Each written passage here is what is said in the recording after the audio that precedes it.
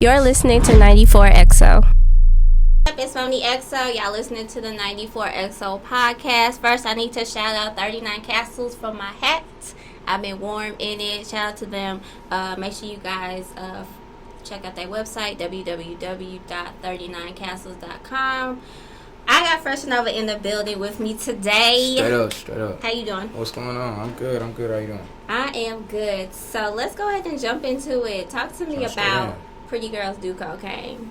Pretty Girls Do Cocaine. The premise, like the purpose of the album was just explaining the message of like even good people got bad traits. Mm-hmm. You know what I'm saying? Like even some of the best looking people or successful people in the world got problems. Like bad things happen to them. You know what I'm saying? So it's just about embracing your inner flaws and really like talking about, you know, some of the stuff that was going through my head at the time. I just kind of channeled it into one project, you know what I'm saying, and released it. So where did you get the title from? Like, where did the idea come from? It was a slight reference to the, you know what I'm saying, the 2 Chainz, because I really like that album, you know what I'm saying. That's what I was thinking. But I spent it in my own way, and it was like my way of how I was feeling. You know what I'm saying? Like, damn, like, you know, like people really do got problems, like, especially with all like the internet cap, you know what I'm saying, all that going on, you know what I'm saying, like people really ain't always what they seem to be, and it's okay. Embrace that, because you can learn from that. And you know what I'm saying, that's like a couple different songs on that project say that, like Lost and Found, Butterflies Die, Perfect Dark, you know what I'm saying, them all ones that shit, Weapon too, you know what I'm saying, like them all real situations. A lot of So how long did it take you to embrace that though? Like you telling us stories, like how did it take you, or how long did it take you to embrace like insecurities and things like that you talk about in your music? It took a minute, because like you gotta get comfortable with people knowing about you. Yeah. You know what I'm saying? Like you gotta, you know, sometimes you be like, nah, you know, the typical norm for somebody is like, nah, I don't want the people all in my business. You know what I'm saying? But as an artist, like this is what you gotta come to grips with and come to terms with, because what you saying could help somebody. Right. You know what I'm saying? So it gotta be, you gotta just find your way and find your skin, and you know, as an artist in particular, like find your voice. What tones and stuff is comfortable for you. You know what I'm saying? The way you rap, like what influences the way you rap. So you're gonna make some good shit and you're gonna make some bad shit, and then you're gonna make some shit that's like, I can't believe I just made this stuff. Right. But that's what it's called, the grind. Like that's what really the grind is to me. Like, you know, trying a bunch of different things. You know, maybe this song here, I'm gonna do my voice really high, or this one here, I'm gonna whisper on it through the whole song, maybe, and just find something that's like, oh shit, I actually like that. I'm gonna do that again sometime. You know what I'm saying? So, at what moment, whether it was a song you were writing or, you know, in the studio doing, at what moment did you know, like, yeah, this is it, this is what I want to do with my life, I want to be an artist? I'm trying to think. Was it? I can't really say like it was like a particular song that did it, but I think it was the moment when like, all right, so like when you getting a bunch of feedback and it's all positive. I think like it was around the time when I dropped like my very first like mixtape to the public, like to the internet public, Highway of Dreams, and like the reception on it was crazy, like more than I thought. Ever, you know what I'm saying? This is the first time I'm ever putting my music out on a big social platform. You know what I'm saying? Like, so that's when Twitter was popping in like 2011. You know what I'm saying? 2010, Twitter 2011. kind of be popping still. I do. No. I fucks with Twitter. I fucks with Twitter heavy.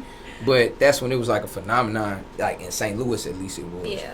So you know what I'm saying? And that's why I was like, you know what? This is it. Like I can do this. I can get used to this. Yeah. Now talk to me about the emotions that you were dealing with on Butterflies Die, because that's my favorite track off of Pretty Girls Do Cocaine. Yeah, Butterflies Die is smooth, man. It's sampled, you know what I'm saying, by that Usher joint, and that's one of them songs that's like that 90 nostalgia. You know what I'm saying? So it's like I wanted to pour emotion into that. You know what I'm saying? I wanted to like give you a way of thinking about, you know what I'm saying, your relationships with somebody and how valuable it is. That's one of the main things like I wanted to convey on that song, and it's like I'm glad people people like it. You know what I'm saying? I love the melodies I have on it, like the transitions from, you know what I'm saying, different flows and cadences on it. It's a dope song. Like, that's one of them ones. It's like it came as soon as I played the beat. I was already sitting down, so I just had the headphones on and I was just going, and I was like, I think I got some played with a couple ranges and pitches and tones as far as like the singing goes and shit, but I just knew it was it. So talk to me about when you first fell in love with creating music and everything like that, like being an artist. Like, when did you know? Probably I knew I wanted to, like... Or when did you know you had that talent? That I had the talent? Yeah. Probably around, like I'd always been, like, right, like, the thing is, like, when I was probably, like, 7, 8 years old, I used to, like, my mama used to have to, like, make me watch another channel, because, like, that's when, like, BET was playing videos. Like, they actually was really playing videos and shit. I would just watch that shit all the time. So, like, this is early 2000s, like, so I'm just, like, watching this shit. I'm like, man, that's hard. Like, I want to try to rap. So, like, I used to, like, pull out the notebook, had, like, the little loose leaf, write my raps, you know what I'm saying? Of course, you sounding, like, exactly like whatever you see until you can figure out that, all right, I done kind of got good at this. You know what I'm saying? So that's when I knew, like, I wanted to do something with it. And then when I was, like, a freshman in high school is when I knew, like, all right, I'm hard. Like, I got something for real. So then I just kept learning and kept working at my craft, and then it developed into where I'm at now. And talk about your first experience, like, performing in front of people. Like, how did you... First off, do you remember what you performed or where you performed at? Yes. And how did that turn out for you? Crazy, because meanwhile, sweating bullets. Nobody knows it, though. Yeah. So we on, like, all right, we on, like, this, I don't think Chip, my cousin, or Chip watching, but it was me and him, and it's like we had a whole, like, a little, you know, like a little team, whatever. It was Greenhouse Records or whatever. So, we was on, like, this bus, and we went to, it was like a little showcase in Jackson, Tennessee. First time I'm performing. Oh, you wasn't even in St. Louis. Crazy, right? Oh, man. But crazy. Can't make this shit up.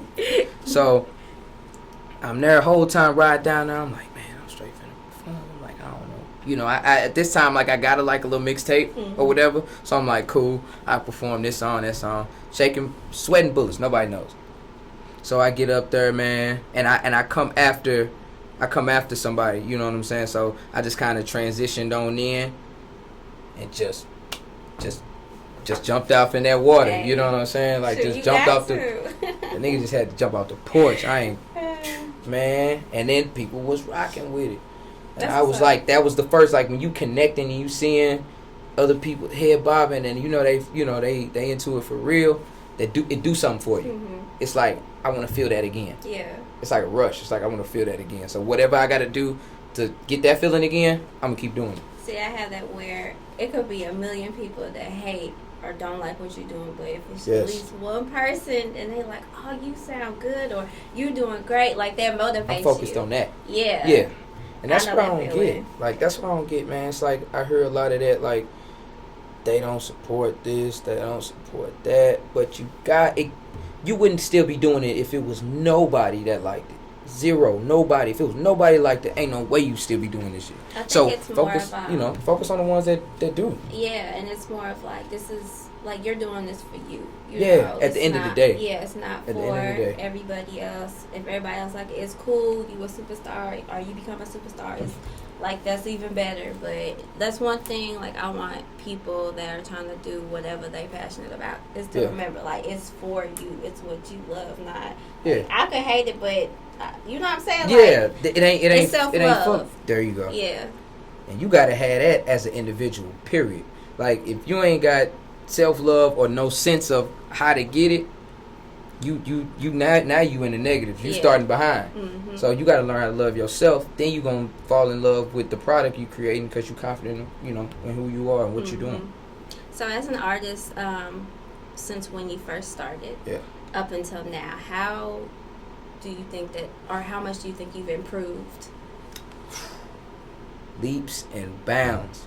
Like, I feel like I get better every couple songs. I feel like I evolve and I do something better than I've done the previous last songs. So that's why it take me so long to put a project together because I always feel like But that's okay. I got something Yeah. better that I can do or make, because no, this gonna be better than that. So then when I'm building this catalog, the stuff that I don't think is hard because I didn't listen to it and kind of sat on it for a while, you know, Yeah. still be great to people who never heard it, you know. But I don't want anyone to feel like they gotta rush and throw shit out, because that's like, after a while, okay, when you're doing it first, oh, okay, that's cool. Mhm. After a while, it's like, oh, you just throwing shit Out. out. So Yeah. your name Like, could be out. Like, right. Like, I feel like that's cool when you really first are trying to say, hey, y'all, I rap. You know what I'm saying? Like, yo, like, I'm doing this music thing.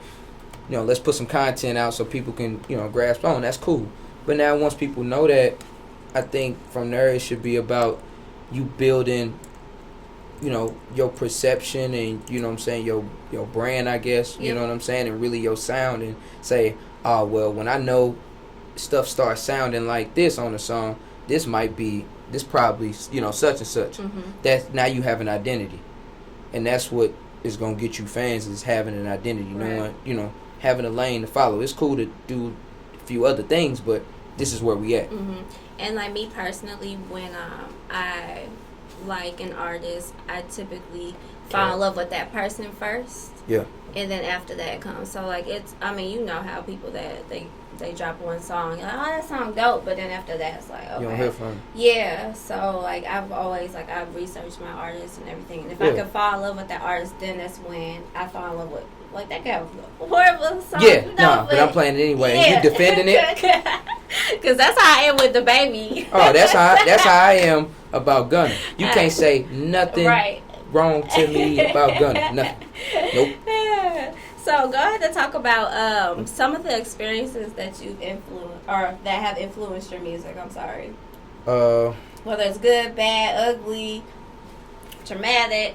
Whatever you want to share. Well, you know, we from St. Louis, so we brought up traumatic. Like, trauma.